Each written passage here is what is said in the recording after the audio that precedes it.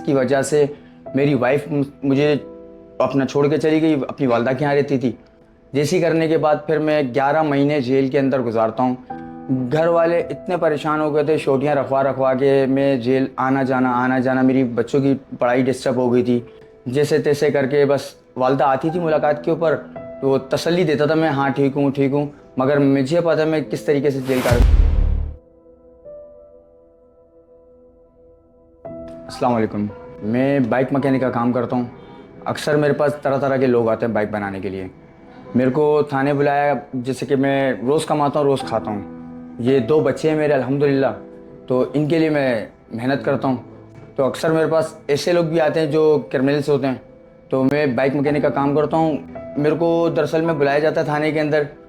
मेरे से एक वाक़या हुआ था, कोई हमारे एरिया के अंदर एक ताकतवर इंसान है, तो उसके कहने के ऊपर मुझे एक दफ़ा बंद किया गया। मैं बेल करवा के वापसी आ गया। फिर दूसरी दफ़ा किया, मेरे पास 3 दफ़ा नारकोटिक्स के केस डाले जिसमें कोई मेरे पास सबूत नहीं, कोई चीज़ अपना सबूत नहीं मिला उन्हें। मुझे कोर्ट ने बाइज्जत बरी कर दिया। फिर चौथा केस मेरे पे डाला बाइक चोरी का। घर वाले इतने परेशान हो गए थे, छोटियाँ रखवा रखवा के मैं जेल आना जाना, मेरी बच्चों की पढ़ाई डिस्टर्ब हो गई थी, मेरी लाइफ डिस्टर्ब हो गई थी। मेरे घर वाले बहुत तंग हो गए थे, परेशान हो गए थे। इसकी वजह से मेरी वाइफ मुझे अपना छोड़ के चली गई, अपनी वालदा के यहाँ रहती थी। तो इन बच्चों का सहारा मुझे बनना पड़ा। तो लास्ट टाइम मेरे साथ एक और वाक़या हो जाता है। मुझे पुलिस वाले रोकते हैं, मैं बाइक के ऊपर जाता हूँ ड्राइव के ऊपर, तो वो जो बाइक का ऑनर होता है वो भी मेरे पीछे होता है। मुझे पुलिस वाले रोकते हैं, वो थाने लेके चले जाते हैं इन्वेस्टिगेशन के लिए। उस जो बाइक वाला होता है उस घर से पेपर मंगाता है, बाइक लेके चला जाता है। वो मुझे रोकते हैं, सीआरओ करते हैं मेरा। और सीआरओ के अंदर जो 4 केस थे वो बाइज्जत बरी थे बाला के, फिर भी उसकी वजह से मुझे बिठा के रखते हैं। तो तकरीबन 7 दिन तक बिठा के रखते हैं। 7वें 8वें दिन मुझे ये जेसी कर देते हैं। जेसी करने के बाद फिर मैं 11 महीने जेल के अंदर गुजारता हूँ।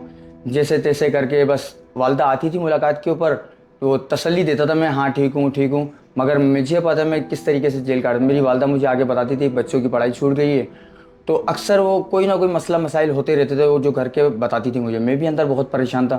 तो फिर मेरी मुलाकात होती है सारिम साहब से। सारिम साहब से मुलाकात हुई है, जिनका मैं बहुत शुक्रगुजार हूँ।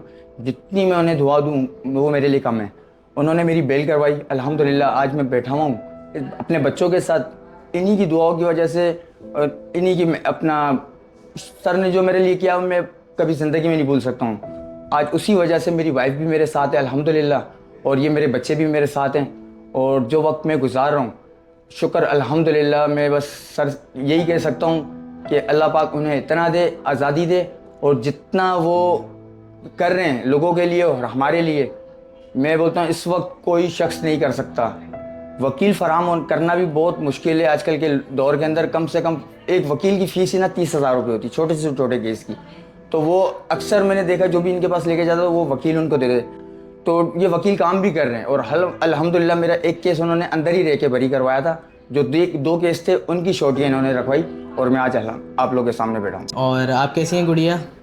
ठीक है। नाम सबसे क्या ज़्यादा आपका? मेरी बेटी ये डिस्टर्ब होती थी। नाम क्या है आपका? महक नूर। बाबा को मिस करती थी? कितना मिस करती थी? बहुत। अब खुश हैं आप? बाबा आपके पास आ गए? पक्की बात है। चलें, अल्लाह ताला आपको खुश रखे, आपको भी खुश रखे भाई। आमीन। इंशाल्लाह आप लोगों के लिए सारी मनी ट्रस्ट जो है मेहनत कर रहा है। जी जी, सिर्फ आप नहीं, कई लोगों की कई लोग पेशियाँ हैं। लोग भी देख रहे होते हैं जी जी कि पेशियाँ करवाई हैं और वकील फराम कर रहे होते हैं, श्योरिटियाँ उनकी जमा करवा रहे होते हैं। तो जी। ऐसे ही सारे मनी ट्रस्ट ऐसे कई लोगों की मदद कर रहा होता है।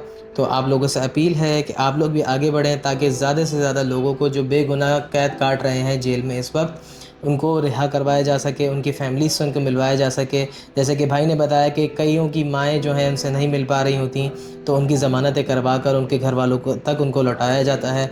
तो आप लोग भी हमारा साथ दीजिए, ताकि ऐसे ज़्यादा से ज़्यादा लोगों को इन बेगुनाह कैदों में जो कैद हुए हैं उनसे उनको बरी करवाया जा सके। तो आए मिलकर सारे मड्रस का साथ दें, आए मिलकर नेकी करें।